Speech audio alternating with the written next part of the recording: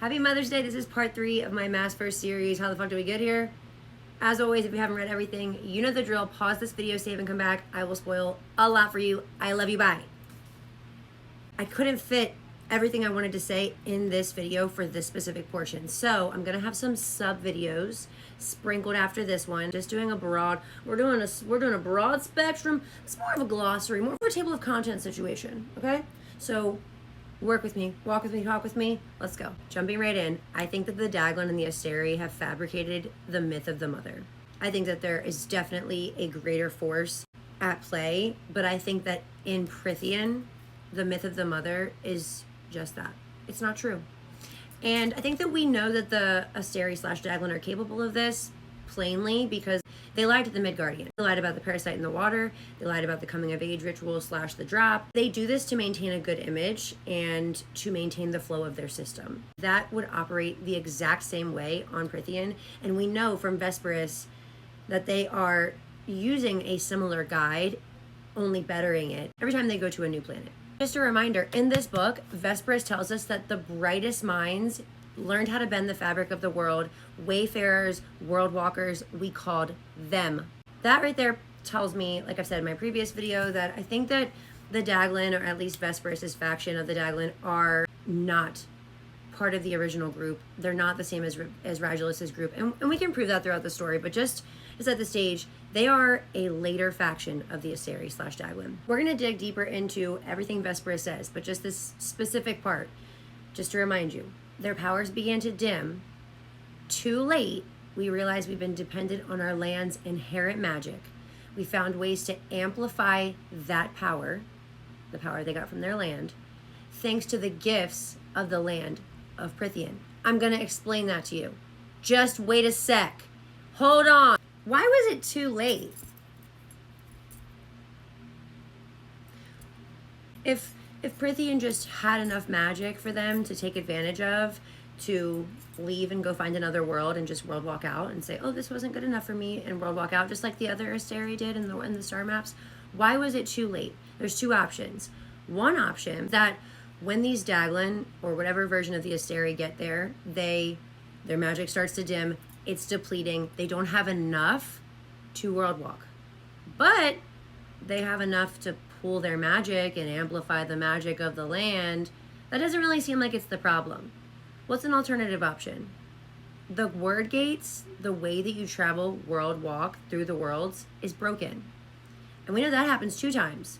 This could be when the Valg Kings initially have the Death Maidens unbind the keys from the gate, which halts all word travel unless you have the keys. Keep that in mind. The other option is when Aelin relocks the gates, closing down all the portal travel. And I've said before, I think this is who Radulus is referring to when he says the ignorant princess who basically closed all the doors. We can come back to that too. If you're interested, we can break that down. So we know that they're trapped and they need some kind of sustenance. If they had the ability to just up and world walk and leave, they would have. They can't leave for whatever reason. So what do? They work to create their own magic. How do they do that? This is what I think happens. I think they create their own sustenance by magifying the land. And that's the term I'm going to use, and you're just going to get the fuck over it, okay? How do they create their own magic? How do they magify the land? We see Deanna in Throne of Glass melt Aelin's iron cuffs into molten ore. It's possible for a higher level being to do that. They melt down, forge, and imbue the cauldron. They create the Book of Breathings. Both of these things contain the Asteri language. The very next video that I'm putting out is proving once and for all that word marks are the Asteri language. This is not headcanon anymore. I can prove it to you. So you don't even have to worry. You don't even have to worry. The amount of word marks and worlds and swirls we see in Prythian is because it is made of the Daglan. Everything magical in Prythian is made of the Daglan. Okay? / Asteri, whatever you want to call them. And then they go on to create the trove for the essentials, for the extra necessities. Again, I'm gonna tell you why. VESPY gives us a fuck ton of reasons to assume that this is true. But one of the most important things that she says, and what I want to talk about right now, is her explanation of thin place, which are designated by misty areas. These are liminal places where magic naturally abounds. We learn that the magic of Prythian, the inherent magic of Prythian, in the same way that Midgard had inherent magic, but it wasn't enough. So the inherent magic of Prythian is that there are these naturally occurring thin, misty places that have a regenerative quality.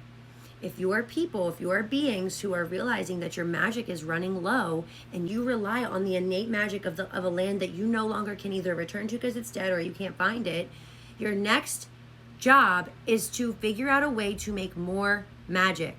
So what do? They pull their magic to create a cauldron. They use the cauldron to magify the land. And after they create the cauldron, they create the trove to fill in the gaps. Yes? I was talking to my husband about thin places being, it's like compounding interest. So they put their magic into the thin place and it gives them quadruple or whatever percentage of what they put in. That seems great for them. And that's exactly what they say here. They found ways to amplify that power of their home world thanks to the gifts of the land, which is the regenerative nature of the land. They pulled their power, imbued the cauldron, made the trove. It doesn't say we imbued our gifts into the cauldron that already existed. It just says that they imbued the cauldron. And we know a lot of stuff about magically imbued items. One of the things that we know about imbued items is that forging and imbuing them are the same. Blacksmith Nesta forges her new trove and imbues them at the same time. I lost my little picture, but I just wanted to add that the Asterian weapons that we see in Throne of Glass, they are seemingly imbued by Asterian Fae. And one thing that we learn from them is that they are fantastic blacksmiths. The only time we ever see weapons being imbued in Maasverse is when they are being forged at the same exact time they're being imbued.